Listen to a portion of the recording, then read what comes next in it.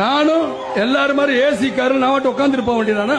நான் நடிச்சுட்டு போறேன், முதல்ல சம்பளம் கூட வாங்கிருக்கலாம், இப்ப குறைச்சு வாங்கிட்டு போறேன். ஆக பணம் பணம் தானே, அதை வாங்கிட்டு நான் உட்கார்ந்து இருக்கலாமே. நான் இன்னைக்கு சென்னையில் அழகா எங்கேயோ ஒரு ஆட்டம் பாடிக்கிட்டு இருக்கலாம், பாட்டம் பாடிக்கிட்டு இருக்கலாம், சண்டை போட்டுக்கிட்டு இருக்கலாம், நடிச்சுக்கலாம். நடிக்கல, எனக்கு தேவையில்லை. நான் வரேன், ஏன் வரேன்? சரியா, ஒருவேளை வேற மாதிரி இருந்தா கூட நினைக்கல. ஆண்டவன் மனத்துல பாத்தீங்கன்னா எனக்கு 2 ஆம்பளை பேல, அவன் எதையோ சம்பாரிச்சுக்கிறான், எப்படியோ போட. என்ன கேட்டாங்க, என்னப்பா நீ மாநாடு நடத்துறியே, உன்னை ஏதாவது பண்ணுவாங்களே அப்படின்னு. என்ன மிஞ்சி மிஞ்சி என்ன சார், வருமானத்துறையில தானே பயமுறுத்த முடியும், வேற எதுலையும் என்னை பயமுறுத்த முடியாது.